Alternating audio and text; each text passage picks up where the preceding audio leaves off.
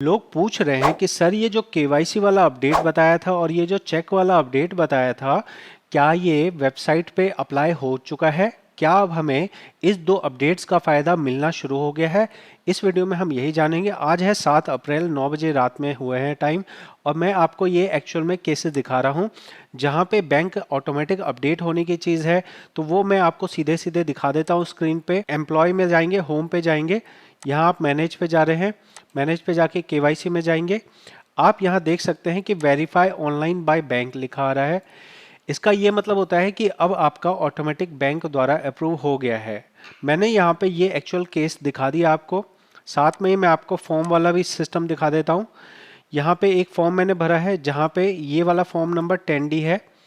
Form 10D में check मांगता था, लेकिन अभी अगर हम देखेंगे तो यहाँ पे हमें कोई भी चेक नहीं मांगा है। बिल्कुल चेक की रिक्वायरमेंट ख़त्म कर दी गई है। ये दोनों चीज़ें मैंने आपको लाइव दिखा दी हैं। ये मैंने 7 अप्रैल को ही 8:30 बजे भरा है। अब मैं आपको और कंफर्मेशन के लिए अपने जो हमारा व्हाट्सएप ग्रुप है इसको लेके चलता हूँ और यहाँ पे आपको दिखाते हैं। यहाँ देखेंगे कि क्या हमें चेक और पासबुक लगाने के लिए कह रहा है। तो हमें देख सकते हैं आप 205 लोगों ने बताया है नहीं मांग रहा है। ये जो 20 लोग बाकी और जो है ये अदरवाइज हैं, जो अदरवाइज शायद मेरे को नहीं लगता है कि सही बोल रहे हैं। तो हम ये मानेंगे कि यहाँ पे 10 गुना ज़्यादा जो वोट पड़े हैं जहाँ पे नहीं मांग रहा है वो हम सही मानते हैं। अब आपको चेक या पासबुक लगाने को नहीं कहेगा। अगर आप उमंग ऐप से लगा रहे हैं तो हो सकता है आपको मांग रहा हो। मैंने उमंग ऐप से नहीं भरा है, ना मैं कभी भरता हूँ। तो हम यहाँ पे मान लेते हैं कि हमारा जो ये एक अपडेट था जहाँ चेक और पासबुक वाली बात कही गई थी वो 100% केस में अप्लाई हो चुका है कि अब आपसे नहीं मांगा जा रहा है। दूसरा अपडेट हम देखते हैं जहाँ पे हमने कहा है कि बैंक ऑटोमेटिक हो रहा है। यहाँ आप देख सकते हैं, यहाँ पे जो नीचे जो 205 लोगों ने कहा है तो यहाँ पे वोट कम पड़े हैं, लेकिन यहाँ भी मेजॉरिटी का मतलब होता है 45 ने ना कहा, तो उससे 3 गुना ज़्यादा लोग कह रहे हैं कि हाँ अब ऑटोमेटिक हो गया है। अब यहाँ ऑटोमेटिक अगर आपका नहीं हुआ है तो मेरी बात ध्यान से समझ लीजिएगा।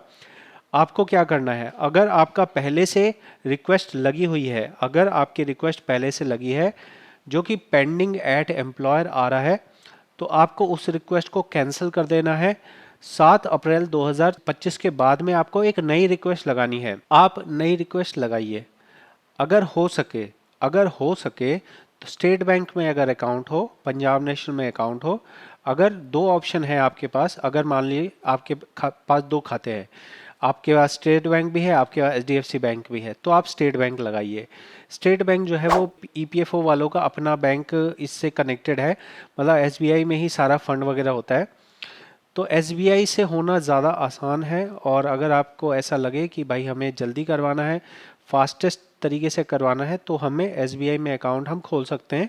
अगर हमें ये हो कि हमें तो नया अकाउंट खोलना है और फिर हमें करना है, तो आप एसबीआई अकाउंट खोलिए और उसको आप अगर अपडेट के लिए लगाते हैं तो 2 से 3 दिन के अंदर में आपका हो जाएगा। सबसे पहली रिक्वेस्ट आपकी जाएगी वेरिफिकेशन अंडर प्रोसेस, और वहाँ से अप्रूव अपडेट होने के बाद, मतलब वो लोग क्या सोचते हैं, वो लोग देखते हैं आपका नाम सही है, अकाउंट नंबर सही है, आईएफएससी कोड सही है। अभी मेरे पे मैं किसी से कंसल्ट कर रहा था, कह रहा था सर मेरा खाता नहीं है, वाइफ का लगा दूं? नहीं जी, वाइफ का नहीं लगा सकते, आपको अपना ही खाता लगाना है। अगर आपका खाता नहीं है, अपना खाता खोलिए। आपको जॉइंट अकाउंट नहीं लगाना है, आपका सिंगल अकाउंट होना चाहिए। हो सके तो अपना जो है सरकारी में हो खाता तो अच्छा है, प्राइवेट में हो तो भी आप लगा सकते हैं। लेकिन बहुत बार प्राइवेट वाले, ये देखो बैंक के पास भी ना, बैंक को भी वेरीफाई करना होता है। तो अगर आप ऐसे किसी बैंक में खाता लगा देंगे जहाँ पे वो वेरिफिकेशन वो करेंगे नहीं करेंगे, कब करेंगे, कितने दिन में करेंगे, ये चीज़ जो है निश्चित नहीं होती है। इसलिए ऐसा ना हो कि बैंक के पास ही आपका फंस के रह जाए। तो आप उन बैंकों में लगाइए जहां ज़्यादा भीड़ है, जहां ज़्यादा क्राउड है। जहां ज़्यादा क्राउड है वहां जल्दी से आपकी केवाईसी अप्रूव होने का पूरा पूरा चांस है, ठीक है। तो हमारे पास ये जो दो अपडेट आए थे, मैंने आपको उनका प्रैक्टिकल इम्प्लीकेशन दिखा दिया है कि ये दोनों ही अपडेट बिल्कुल लागू हो चुके हैं। पहले होता था जहाँ पे एक अपडेट घोषणा कर दी गई, फिर 6-6 महीने बाद वो अप्लाई होता था, जैसे जॉइंट डिक्लेरेशन का मैटर।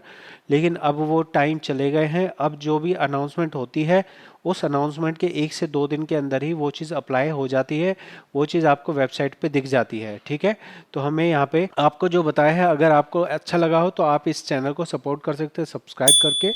मैं मिलता हूँ आपसे अगली वीडियो में। बहुत बहुत धन्यवाद।